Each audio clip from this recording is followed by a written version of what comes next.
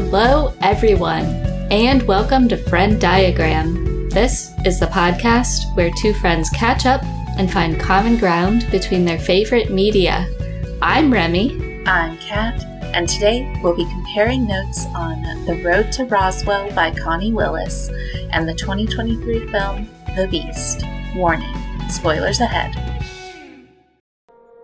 Hello, and welcome to the podcast formerly known as Friend Diagram.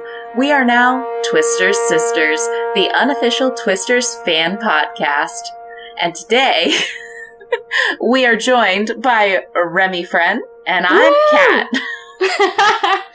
Wow, what's up, everybody? We're rebranding. Oh, man. Yeah, Twisters has become a fully fledged obsession. Yeah, for me. It's your new lifestyle. It is. It is. I highly recommend it. It is a joy. I've never felt so happy. I've seen it twice, and I'm ramping up to see it again before it leaves theaters at least one more time. So, yeah. I've also seen it twice at this point as well. But I feel like you're a little more saturated. You're like, I'm good now. I'm good at 2. I'm certainly good at 2 times in the theater, but you have no limit to your Twisters satiation. Nope. I'm fascinated by it. It gets better every time. I've been listening to the original soundtrack, and I would like to nominate it for Album of the Year. Incredible stuff. Beyonce Step Aside. Yeah. I'm loving every second of it, and I'm just going to ride this high until it leaves me. Well, I'm glad you're still having a great time with it, because I settled on what my gift to you is going to be for our 2-year podiversary. And if you click the link I sent you I'm in the chat before we started, you can view the gift that I got for you and for myself. Because I switched, I don't have the link anymore. Oh, no. Sorry. Let me get it. Don't worry. I already have it in my it's in my browser. The suspense. It's killing Suspense. me. Oh my god. 10% off my order. You got me 10% off my order? Please load. Wait. Oh my god. Can you see it? Oh my god, this is incredible. Tell me what you see. So, describe it. If you've listened to, I think it was I can't remember which episode we talked about the Super Yaki shirt for the bike riders. The bike riders, yeah. We discussed that, but this is another Super Yaki pre-order shirt that has the iconic picture. It's the largest picture. It's kind of like a little collage vibe. It's all in black and white. And yeah, this is the black tee from the Super Yaki Twisters collection, if you're familiar. This is incredible. So it says Twisters at the top, and then it's got the iconic photo of them like looking out at the big tornado at the very, very end.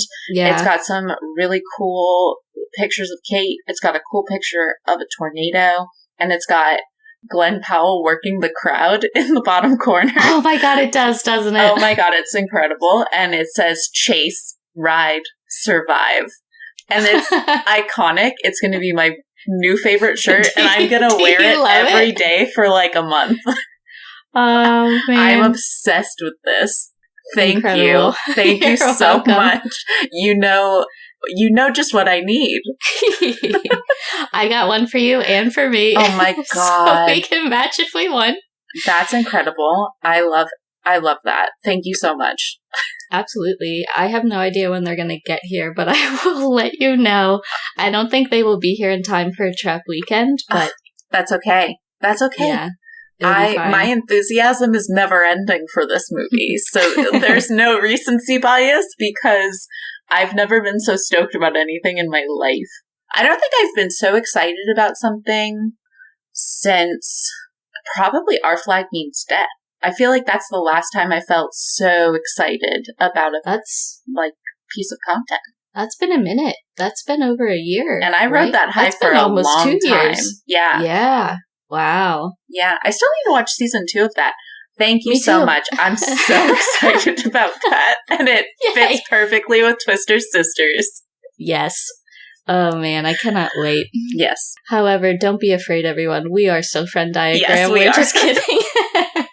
Just joking. Just joking. I do think that that's what we should call anytime we bring up the Twisters film. Or Twister. Yeah. Oh, you should do like a Benjamin 3-bean salad style music cue when we talk about Twisters. Okay, I can try that. I'm shit at that, but I will try to think of something. Oh my gosh. So I mean, Tornado Siren is right there for you. Oh my god, you're so right. I was going to overcomplicate it. I was like, how do I get the essence of a tornado into our podcast? Oh, bless up. Okay. In other news that is not Twisters related, if you remember from a couple episodes back, I mentioned that I had pigeons lay eggs on my balcony. Mm-hmm. It was a very exciting moment. Mm-hmm. 2 eggs. And the babies have hatched. They are both healthy. They are both very weird looking. Very weird. They look like little ducks, but also like they have no structural integrity to their body. Like they cannot move. They've been sitting in the same place for like multiple days and they just are kind of little blobs. And I'm obsessed. Yeah, they look like ducklings, but kind of with a fucked up face. Yeah, their beaks are really weird. It kind of reminds me of like okra. Like their beaks kind of look a little bit like okra, but black. They're black beaks. Mm-hmm. Yeah, they look super weird. So I've been sending daily updates to all of my friends, and I will share an update with you guys when this episode comes out on our Instagram page. So go give us a follow. Yeah, guess what? I'm on Instagram now. I saw Can you believe it? I can't believe it. I was shocked. I was like, oh my god, is this a scam? Is this someone? No. Are we famous enough now that someone is impersonating our hosts? Imagine, yeah. I gave you no formal warning, but I think you could see the accounts I was following, and you were like, yeah, that's gotta be the real Remy. Oh, yeah. Yeah. Also, the like 8 people who listen to our podcast are trying to run a scam. Yeah, absolutely. Yeah, I've decided that the signal to noise ratio on Twitter has just gotten so bad that I'm trying to shore up another platform to meet my needs in terms of movie news and film buzz. And so I'm trying to like Billy Bean together a Instagram account that has the same info for my very refined Remy's radar. And I'm like partially way there, but there's just some people you can't really replace. So we're working on it. We're working on it. But anyway, incredible. Yeah, so I'm there now. And I also just decided this week, I suppose last week, but I've formalized a personal project that I've begun this week that I'm excited to tell you about, Kat. I can't wait to hear about it. Because sometime last week, I decided I wanted to order Roger Ebert's book, The Great Movies, where he has short essays on 100 great movies that he selected, just because I want some more familiarity with his style of writing about movies and communicating about movies, because he's, obviously one of the great communicators about film in, like American broadcast history. And so I ordered it on Thrift Books, and it came earlier this week. This is it right here. Oh no. You can't see it. Oh, got it. You can kind of see it. Wow, incredible. And I've decided that I'm gonna watch every film on this list of 100 films. Oh my gosh. And then once I've seen it, then I can read his review on it. And that's amazing. I think it's going to be a really fun project. Tell us what some of them are. I will. I went through the list. I've seen probably between a quarter and a third of them already. Yeah. So I'm not starting from zero, which is cool. But, for example, I'm starting from the top and I'm reading each review for the films that I've seen already, but I stop every time I get to a film that I haven't seen. And I watch that in order to proceed. And I think that'll be a fun system. I love that system. And it's in alphabetical order, starting with numerals. So I read 2001: A Space Odyssey right away because I've seen that. And then I watched The 400 Blows so I could read that one. The Truffaut film. I've been meaning to watch that because I know that it's a huge inspiration for Wes Anderson's films. I can certainly see that. And it's been on my list forever, but never quite had the specific impetus to watch it. And now I did. And now I watched it. And then I read that one. Was it good? Did you feel like it was great? Awesome. I liked it a lot. I absolutely see the influence on Wes Anderson. I didn't know that was out there in the world, but in my mind I was like, I bet Wes Anderson loves this movie. Yeah, I learned that from Jonathan Lack, our buddy. Hey, Jonathan Lack. Our buddy that we've had on the pod before. The next movie on the list is 8.5, the Fellini film, which I've seen already, so I'll be reading that one next. Ooh, but I'm really excited. It's gonna be really fun. And I think it'll take quite some time because obviously I'm still going to watch other movies aside from the ones on the list. And I can't even guarantee I have access to all of these. Some of them I've absolutely never heard of, and it makes me nervous. They might not be very accessible, but we'll see. I'll do my best. Hopefully. I feel like I feel like there are ways, and if you need ways, I have someone who can get you a bootleg of some things. Yeah. Somebody get me a bootleg of Belle de Jour. I bet Amazon has a lot of things, though, that you could rent, or YouTube, too. I bet people have, put up, bootleg copies on YouTube of a lot of those, older films and stuff. I bet you're right. I definitely find a lot of older films just free up on YouTube, which is great. Did I tell you that my mom watched Medium Cool? Okay. Yeah, you did. Good. I was really thrilled about that. Because you found that on YouTube, right? Yeah. Okay. Yeah. Yeah. She liked it. She thought it was very cool. Not just medium cool. Wow. I'm very punny today. Wow. But I should periodically check in and tell you where I'm at. Yes, I could be I'm almost done with the A's, or I'm starting the C's. Yeah. What a good project. I love that. That's great. I'm glad that you have that. Also, guys, Thrift Books is incredible. I'm obsessed with that website. I order so many books from there. And it's great because people's books get a second life. And you don't have to support Amazon. I got this for an absolute steal on Thrift Books. Sweet. Maybe I should do that with Danse Macabre. Yeah. The films that, there's a big list of films that Stephen King references throughout, and he kind of ranks them as, most iconic films that you should see. Obviously, it's everything prior to, 1980, because, maybe later, maybe 1990. But, it was certainly an undertaking.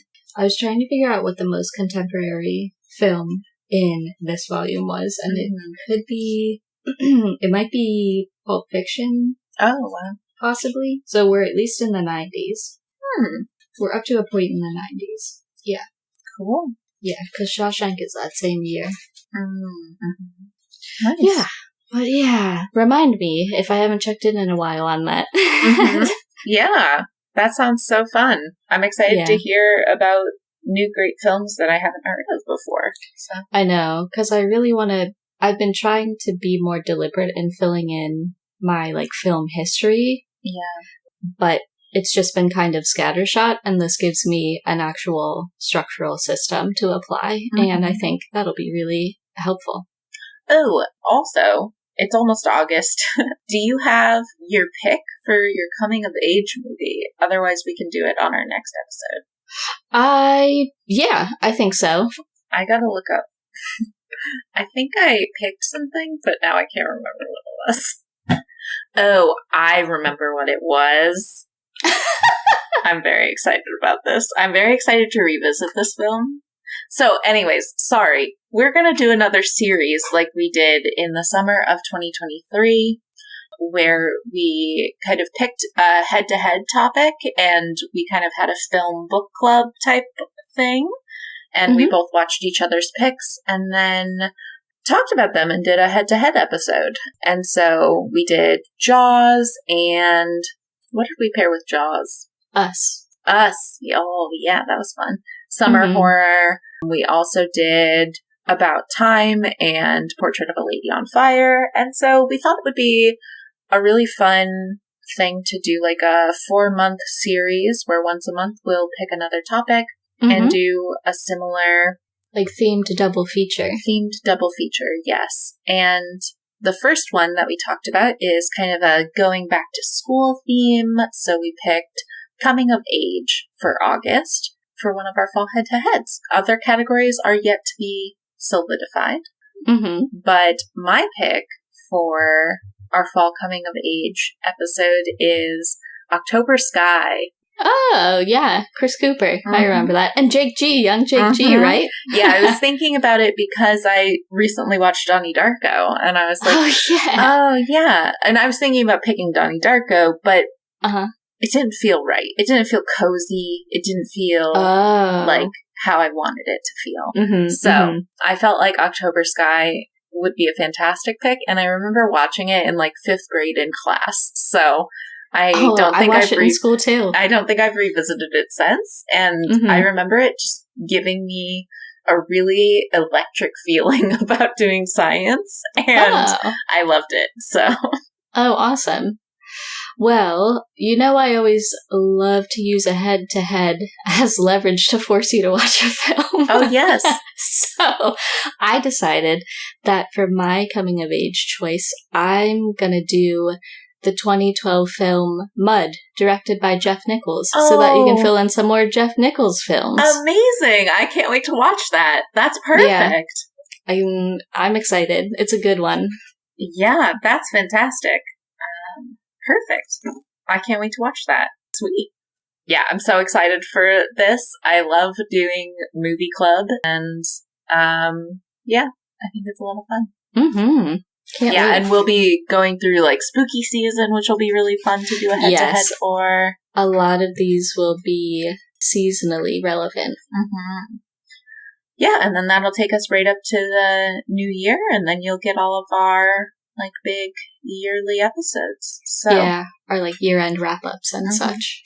Yeah, so keep that on your radar. Watch the films with us. If you want, send us your thoughts on them prior to our episode, and we'll give you a shout in the episode. If you want, you can submit anonymously. We'd just love to hear your thoughts. And with that, we're going to do our first normie episode in a while.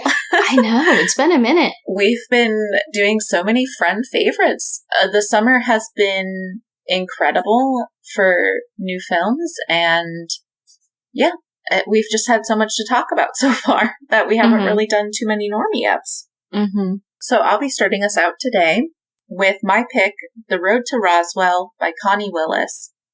And if you've been around for the last couple of episodes, you will know I've been talking about Alien Girls Summer, which is my summer plan to be happy and healthy. Happy and healthy.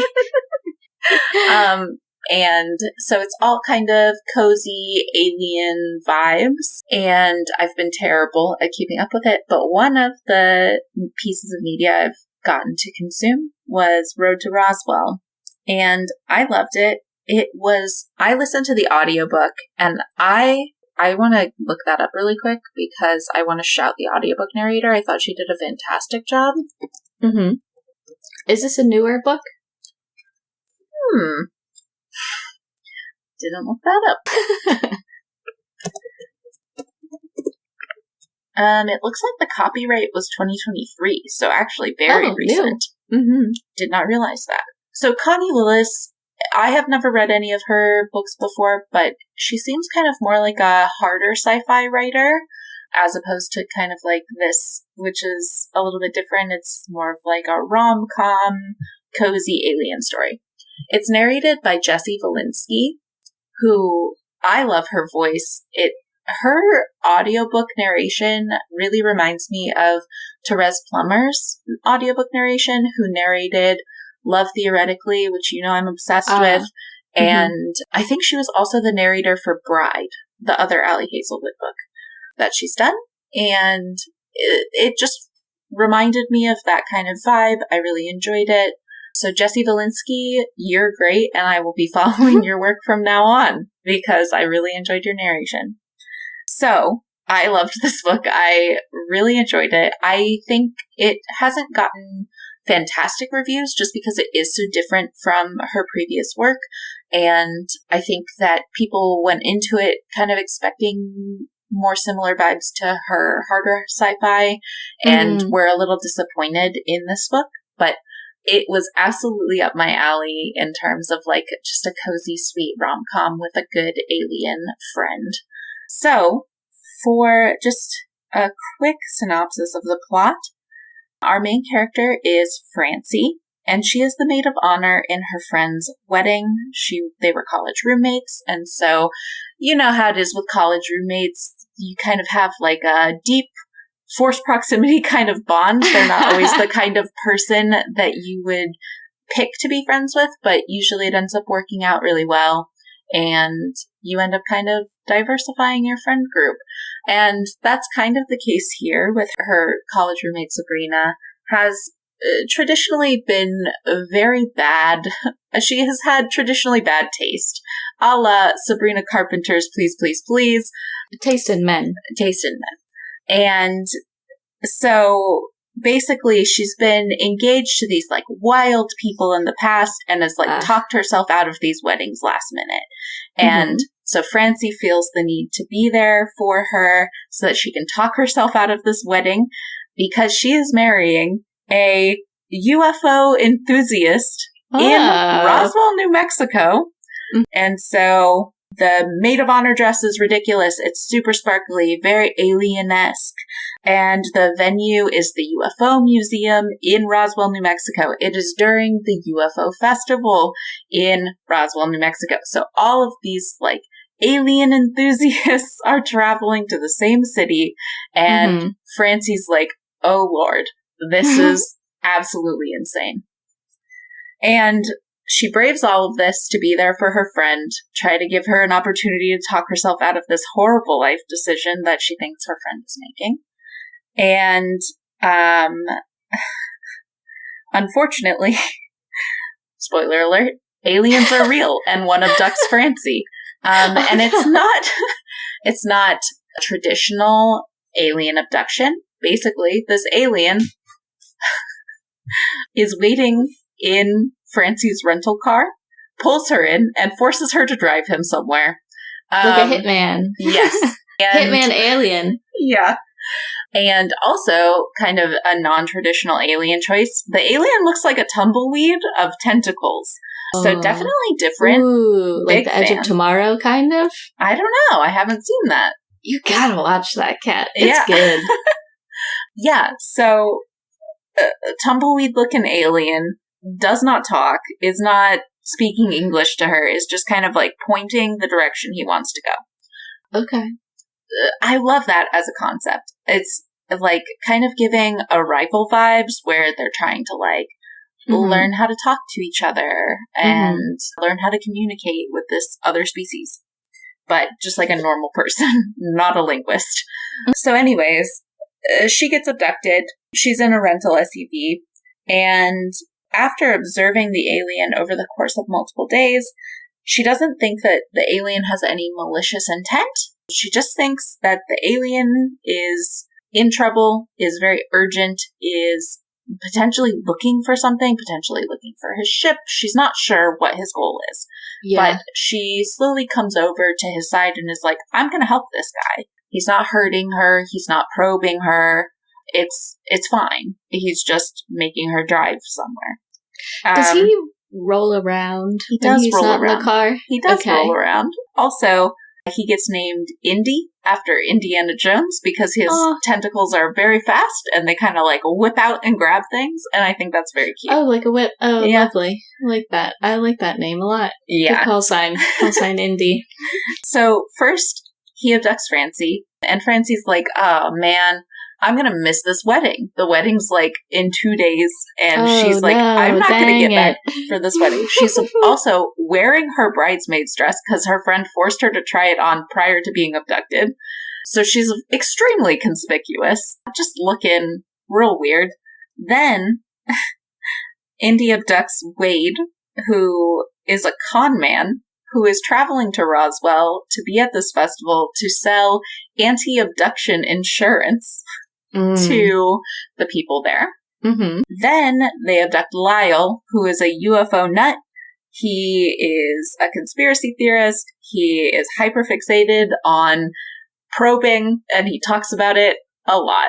He's quite insufferable. And then, at the same time, they also abduct Eula and Joseph. And Eula is a sweet old lady. She's a retiree. She travels around to all of the casinos and wins lots of money. And then there's Joseph, who loves Westerns. He owns an RV, and he calls his RV, I want to say the Stagecoach, but I could be no, it's not the Stagecoach. It is the Outlaw. He calls his RV the Outlaw and insists that everyone refers to it as the Outlaw. He will not let them call it an RV. He has basically a huge library of physical copies of Westerns that he can watch any day of the week in his RV. We support physical media as long as you have the resources. If you're part of the bougie Blu-ray class. Yeah, I love Joseph. He was one of my favorite parts of this film. I'm envisioning Randy Quaid from Independence Day. Oh my god, that would be perfect. Oh, so good. So anyways, they're traveling together through New Mexico, and they get up to all sorts of shenanigans. They end up in Vegas at one point, and I've written here, Viva Las Vegas, to quote Travis Kelce. I was really unhinged when I was writing these notes. And yeah, I would say I recommend this book if you like just kind of like a cozy, light rom-com a la Emily Henry, Allie Hazelwood, anything like that. I think it's great. I would also recommend this if you like Project Hail Mary or the aliens from Arrival. I think that it's kind of a fun alien friend vibe. So definitely, and if you haven't read Project Hail Mary, what are you doing? Yeah. What are you doing? You gotta read that. It's fucking rocks, man. Everyone who's read it absolutely loves it. And those who don't, they're I don't wrong. know them. They're wrong. Never heard of them. So anyways, fantastic. In terms of things I loved about this book, I loved how cozy it was. I was like smiling. I was happy while I was listening to it. That's all I want to feel right now. 10 out of 10 coziness. I also think it has a nice little alien-initiated meet-cute that I really enjoyed. It's also playing with, like, the forced proximity trope for rom-coms, so I really liked that. There's, like, a nice little mystery in there, like, who's hiding what, and because I think all of these characters have something under the surface that you kind of have to uncover, which I really liked. It's not... Everyone is not just who they are at face value, I suppose. Sure. I love a shotgun wedding, which is featured at one point in this book. And then I also thought the problem solving of trying to communicate with Indy was really fun.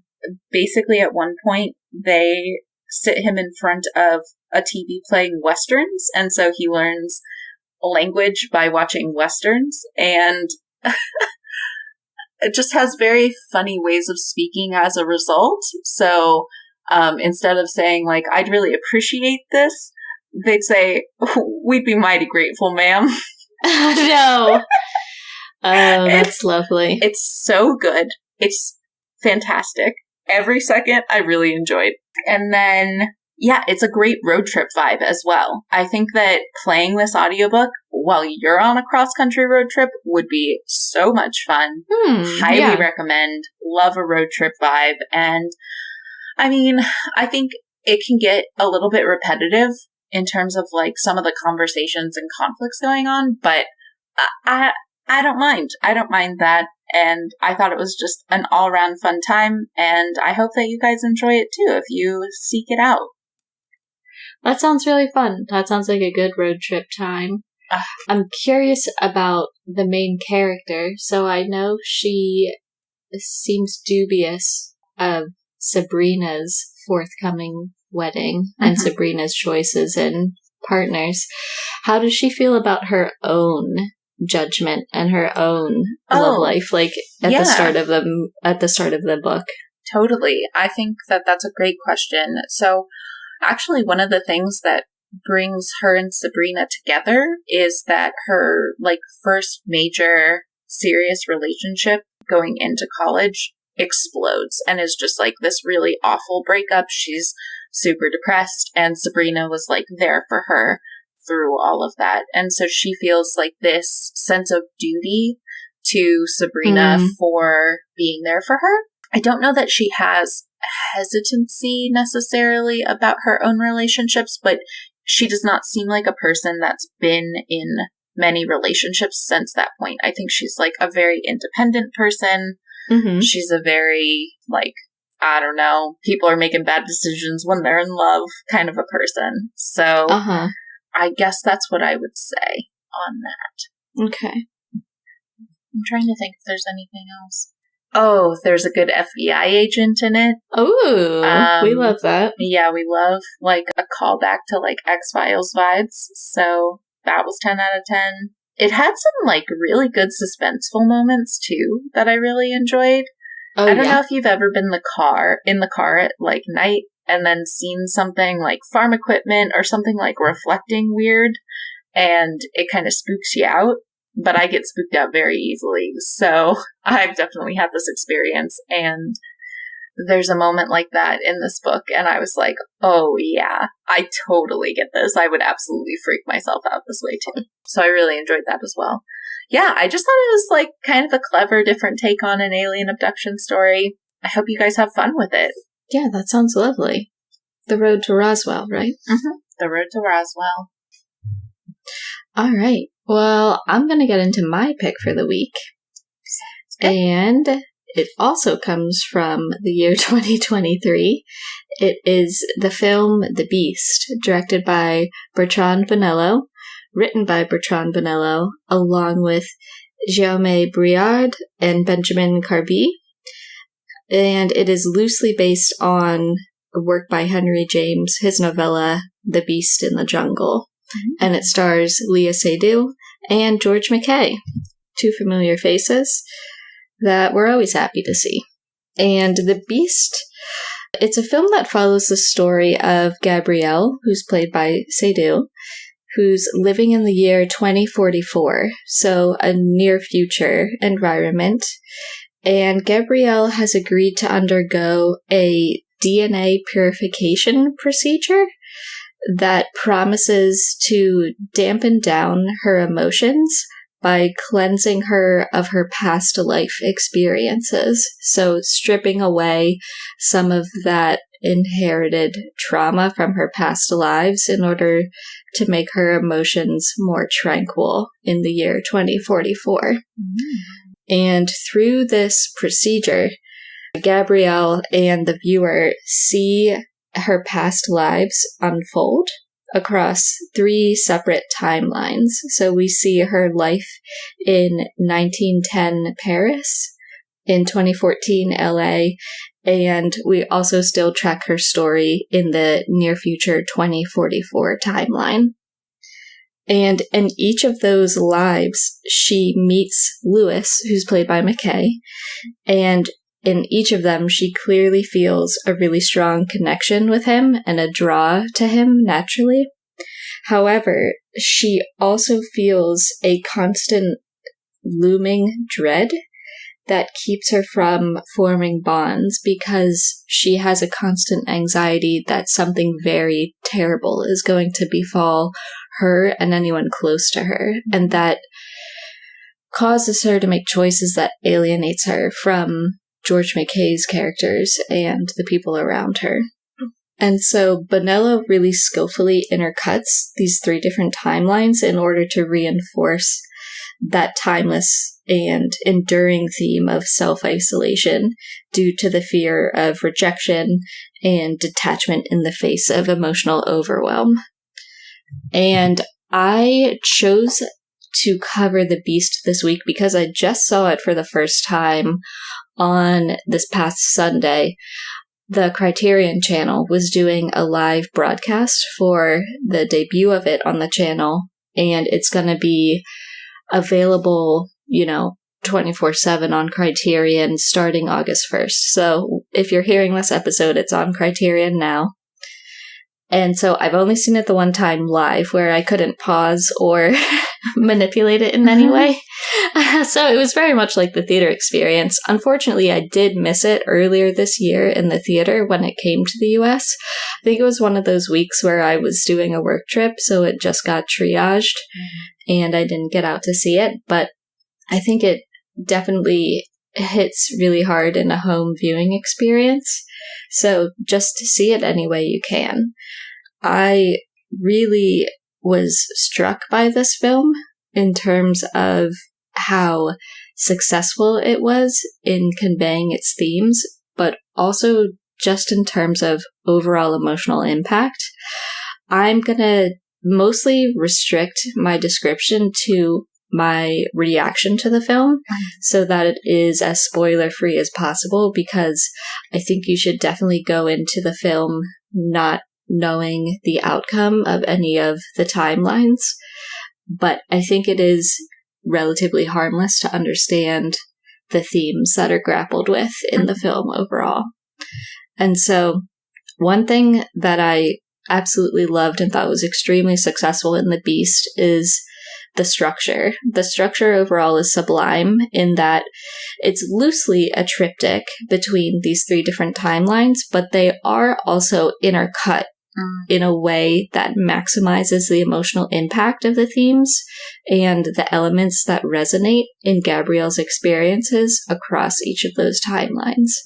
So each timeline also captures a powerful and intimate snapshot of the forces that are impinging on the human spirit in each of those times, with a particular emphasis on how the role of technology and how it allows us to carry out the impulse of altering our bodies and eventually our emotions as a means to escape discomfort. So you're tracking, advancements in technology across each of these timelines and how the alienation of Gabrielle's character and other people around her is just exponentially increasing as different types of technology become available, whether that's plastic surgery or green screen technology or some of these future-oriented technologies like the DNA purification. And I think it's really interesting. So, for example, in the 2044 timeline, we understand that Gabrielle is undergoing this DNA purification process to begin with because she feels pressured to do it because it will make her a more competitive job applicant in a market with a really shrinking proportion of human workers in the workforce. And by making yourself more emotionless, you become a much more valuable candidate. And so the human nature of the workforce is being stripped away because it's no longer a desirable trait. And a motif that Bonello uses throughout the film is the motif of a doll, because dolls are expressionless and their expression is very value neutral, and that motif returns again and again in every timeline in different ways that suit the level of technology of that time. But it's a constant reminder of the eventual, platonic ideal of being completely emotionless. And I think that motif is employed extremely well throughout the film. And I also just thought the idea of this DNA purification process was really interesting because it, evokes the concept of epigenetics to the extent that experiences in your genetic line can impact you in some ways in terms of your epigenome. But obviously, it's quite different, the technology that they're describing in the film. But I thought a lot about epigenetics. Yeah, totally. But more of that, almost generational trauma too, but your self-generational trauma, if that makes sense. Yes, that's exactly. A really fascinating concept. I love that. Exactly. And I really like that there's a central theme that is about Gabrielle's self-isolation and her inability to obtain a fulfilling and loving relationship because of the actions she takes, because of that looming sense of dread. Mm-hmm. And so a really impactful theme of the film is about still seeking love and still yearning for love in the face of rejection or in the face of anxiety. So reaching out despite that danger. Mm-hmm. And it's also in many ways, I think, about being creative and initiating a creative endeavor in the face of things like the AI revolution and things that are stripping away the creative process. Mm. Or it's about feeling your emotions fully, even in the face of pain. So feeling those things despite knowing that many of your choices will probably lead to pain. And so I think that in many ways, it's about how we miss the entire point of the process of living because we're so afraid of pain and discomfort. Mm-hmm. And now technology is enabling us to minimize that discomfort, but at what cost to the actual process and experience of living. Mm-hmm. And so we fail to act on opportunities like opportunities for love because we're too concerned with avoiding feelings of rejection or pain or betrayal. And some people think they want technology, like specifically AI, to help them make art in order to avoid expending effort or costs, when really the entire purpose of making art is the process of making it yourself and making those decisions and putting in that work and having a million different ways that you're contributing to that end product. The purpose of creating art isn't the end product, it's the process of making that product. And when we think that the point is to strip away the discomfort of the work and just have the end product, we lose the essence of the entire thing. Mm-hmm.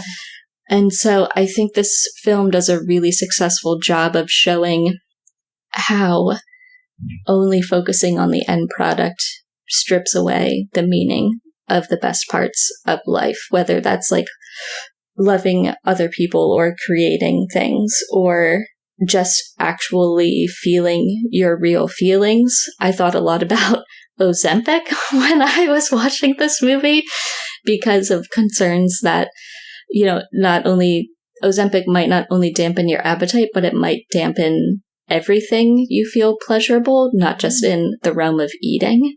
And I think there's so many questions there of like what is worth dampening in order to have the end result of, looking thin. Like, do you want to not be able to derive any sense of pleasure from your life? And I think that's very much a question that is being asked when we're presented with this DNA purification process in the film that completely flattens all of your emotions because you no longer have the sense of history in your soul, for a lack of a better word. You just become really emotionally flat and you don't feel any extreme emotions as a result of that process. It's like a hyper-futuristic lobotomy. In a way, yes, but specific to emotions. Wow. You can still cognitively process. Yeah, totally. Mm-hmm. That's so interesting. But you can totally see a world where we're like, yeah, these don't serve us anymore. Like, emotions don't serve us anymore. Well, yeah, and we see it all the time. And the film does a great job of showing you that without actually telling you that. But you see, decision points where people have decided, I can't live with these emotions anymore. It's just going to be so much easier to live without them. Mm. And I can see people being swayed in that way because in all types of avenues, we're constantly being told that the new the new and fake thing is better than the real and flawed thing. There's a green screen motif that comes up a lot in the 2014 timeline because Gabrielle is an actress in that timeline, and she's working on a film, and it's just her in a totally green screened environment. And a lot of people use that in their films because they think it is going to give them the best rendering of their world. But for a lot of people like me, I hate the look of it. You can't render texture properly and things just don't look real. Mm-hmm. I'd rather have like a really flawed practical effect 1,000 times over than like a pretty good CGI rendered environment. You know what I mean? Yeah, totally. And so these might sound like kind of disjointed ideas when I'm describing them, but in the film itself, Bonello does an exceptional job of making all of those concepts and ideas work together in concert like a symphony, because they each resonate with each other and they each resonate across these different time periods. And watching the film experientially, to me, felt like reading a really good poem where it's not fully literal what is happening, but it is powerfully evocative when everything is provided to you in this sequence and with this resonance between the different timelines. So I thought it was extremely powerful. And on top of that, it also had perhaps one of the most unnerving sequences that I've experienced in a very long time. So there is a sequence that happens in the 2014 timeline. I would call it the climax of the film. So towards the end of the film, there's a really, really unsettling sequence that happens in a house that Gabrielle is house sitting in LA. And I don't want to give anything away about what happens, but I was unsettled for the rest of the evening after I watched the movie because of that sequence. It was extremely effective, and I just had a very visceral reaction to it. And so not only is it a really philosophically and emotionally evocative film, but it has elements of very intense suspense as well. And I think for that sequence, and perhaps for a couple other shorter pieces, like I can see why some people classify this as like a sci-fi horror genre mix-up movie. Yeah. That's what I was just going to ask, is like, what genre do you feel like it fits into? I don't know, because it obviously has some sci-fi elements with the near future technology, kind of in like a Her realm, or like Crimes of the Future type of realm. But the suspenseful elements are really effective, so I can see why people would maybe put some of it into horror. But honestly, going into it, I didn't consider it a genre film at all. I really thought that the dramatic elements were front and center, and the sci-fi and suspenseful elements were much more secondary to the dramatic plot. It's not overwhelmed by any specific genre, and I think some of that is due to the multiple time periods, because the 1910 Paris timeline looks very much like a period piece, like, you know, Portrait of a Lady on Fire type era. Yeah. I think. I don't know. Don't. No, I would agree. Don't quote me on that. But I mean, obviously not the same time period, but like, I agree with them. But yeah, it's incredible. I don't want to give anything else away, but I had just a riveting experience watching it. I loved how ambitious it was in its less traditional approach to conveying the story, but to me, I thought the approach worked perfectly. Everything worked together. all of the elements made sense to me. And even if they might seem a little bit confusing on the page, they were extremely emotionally cogent.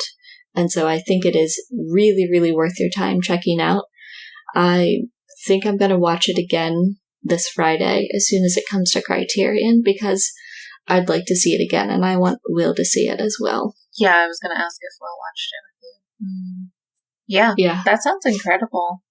Yeah, and also after you see it, I highly recommend you read Josh Lewis's review of it that he wrote for Blood Knife. It is extremely good. It's really comprehensive, and I think it captures a lot of my same feelings that I had walking away from the film, and really elegantly lays out a lot of the core ideas. But it definitely is for reading after you see the film. Sweet. Yeah, check out the show notes. What would you pair this with? What kind of a double feature do you think this would work well with? I was thinking about that. I definitely would consider Her, just because it deals with a lot of questions about the role that technology should play in our romantic and emotional lives, and just had a similar feeling as the 2044 timeline.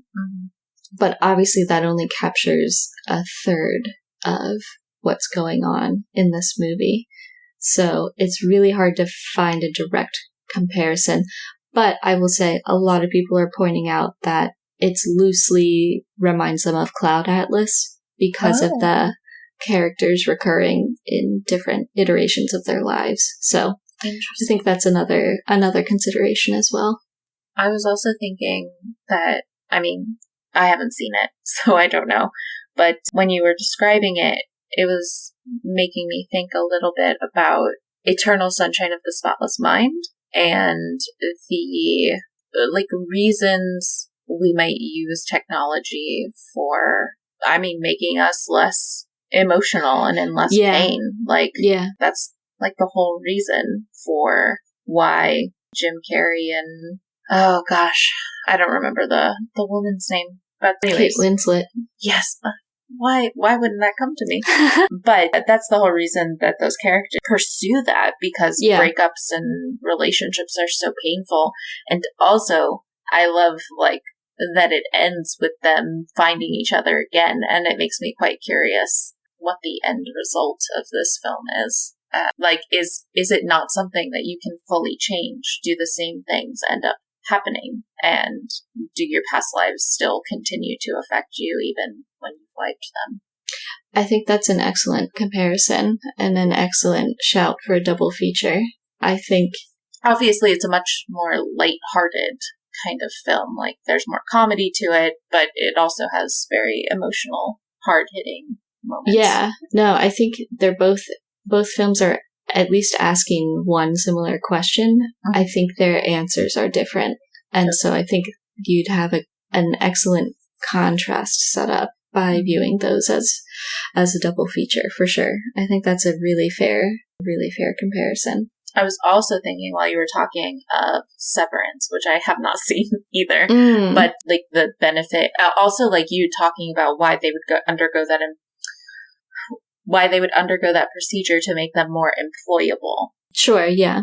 But yeah, I guess it's funny because when Léa Seydoux' character undergoes the purification, she gains all of these memories.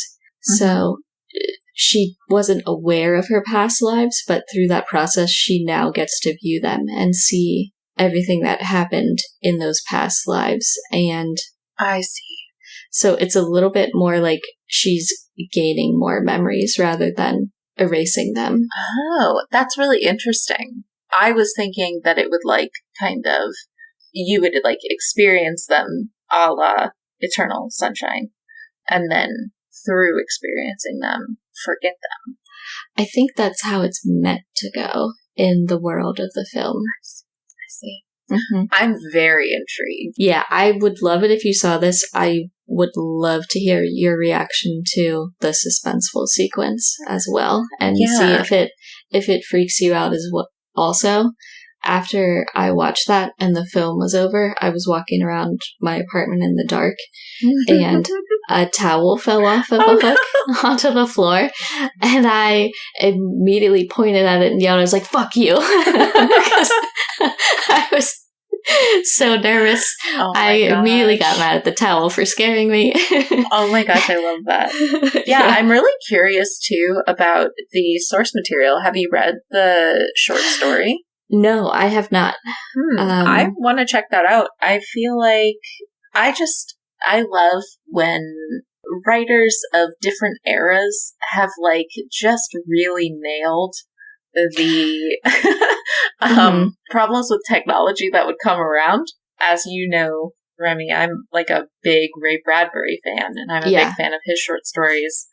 And I just have a great appreciation for the technological issues and implications that come up throughout his work. If you guys are interested, I highly recommend the short story The Veldt, VELDT. I think it's fantastic and is like one of my favorite science fiction short stories ever. And I can totally see a world where that's like an issue that we have.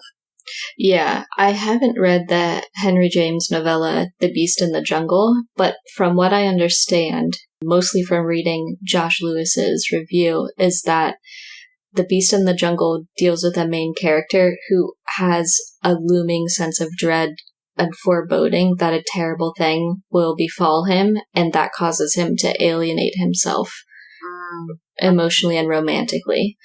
And I'm not aware of any elements about technology playing a role in that story, but it's mostly about that looming dread and how that how that eventually produces an outcome of alienation. Yeah.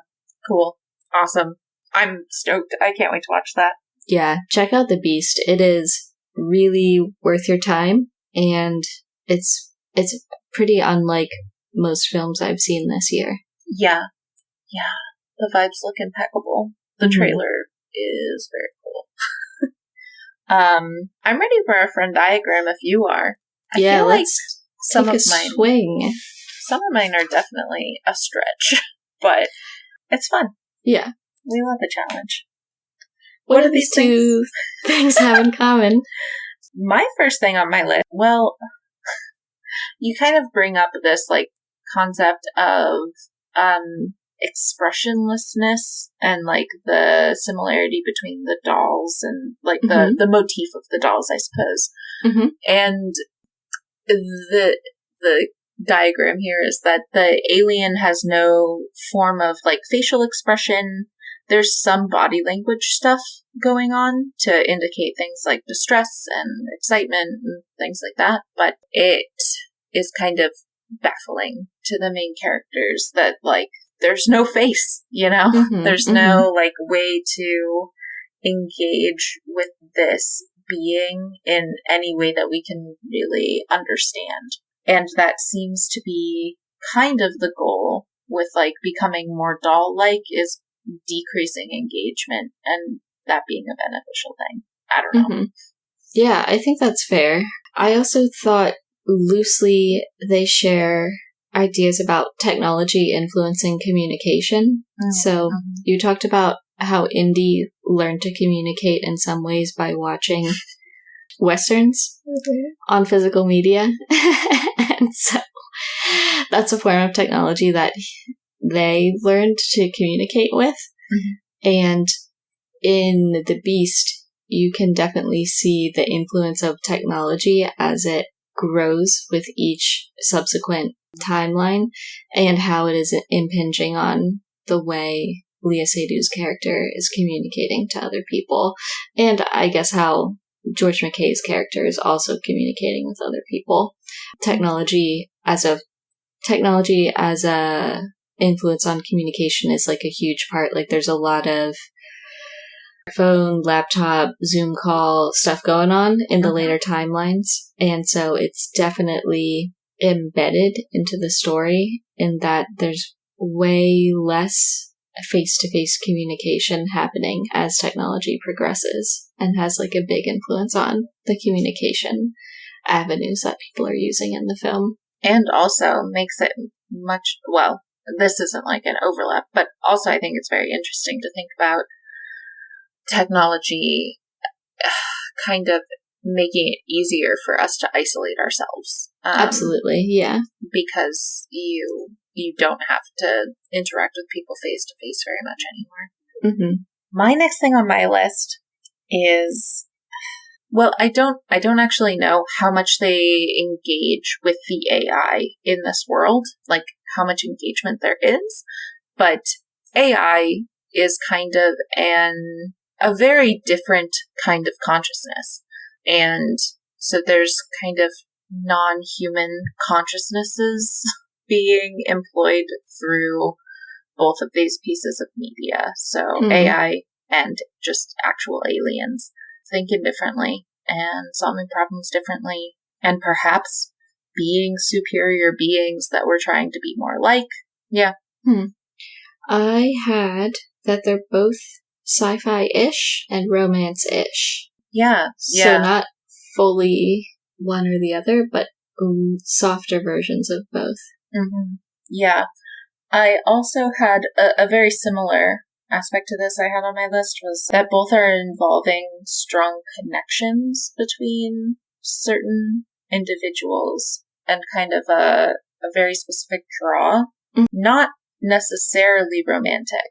The one in my book is not a romantic connection. That is kind of the whole reason for the quest. And I mean, if I say it, it'll give too much away. But I really liked that kind of twist of like why Indy is traveling to Earth. Mm-hmm. Like a cosmic draw that doesn't have to do with romance necessarily. Yes, exactly. I think that definitely fits for both. Yeah, I love that. Cosmic draw. That's a perfect way to put it. I have effective suspenseful moments. Yeah. I wouldn't say that that's fair. I have nothing else. I gotta talk to you about that sequence when you see it. Oh gosh. Yeah. Yeah. I don't even know what Criterion is. Is that a new streaming service? No, I don't think it's new. It's like the Criterion channel, but their streaming branch. I can have a 7-day free trial. Yes, you can. So I'll watch this. Watch whatever else. I'm seeing an ad for 80s horror, and it's got The Prince of Darkness, Cat People, The Keep, Inferno, Near Dark, The Funhouse, Wolfen, and The Lair of the White Worm. So I'm intrigued by that. Yeah, they have collections that they curate every month. Yeah. And two that I obviously have my eye on for August are the Paul Thomas Anderson collection and the Philip Seymour Hoffman collection. Oh. Which, you know, obviously have some overlap. I'm also seeing a David Lynch collection. Yes, that one's been around for a minute. I've been exploring that one thoroughly. Yeah, I'm just looking at all of the different... There's a Godzilla. There's Godzilla down there. I see Godzilla. There's all kinds of good stuff. Yeah. Well, this is your unpaid for ad for the Criterion channel. Go check out The Beast. Yeah, please check it out. I'm very excited for this. Yeah, it's really cool. Ooh, potentially another, like, interesting but more tangential... it's giving me similar vibes would be Infinity Pool as a double feature. Yeah. There's certainly some aesthetic overlap, I would say, with the future technology elements. Yeah, that's what I was thinking from the trailer. But thematically, not really, but... No, but yeah, definitely Cronenbergian... Similar vibes. Aesthetics in the future. Yeah. Fun! Well, check out our show notes for Josh Lewis's review. And also check out our like updated link tree for Remy's Instagram account. And yeah, check us out on Letterboxd, Instagram, X/Twitter, and Threads. And I think that's all of our social medias. Have a good week, everybody. Bye. Bye.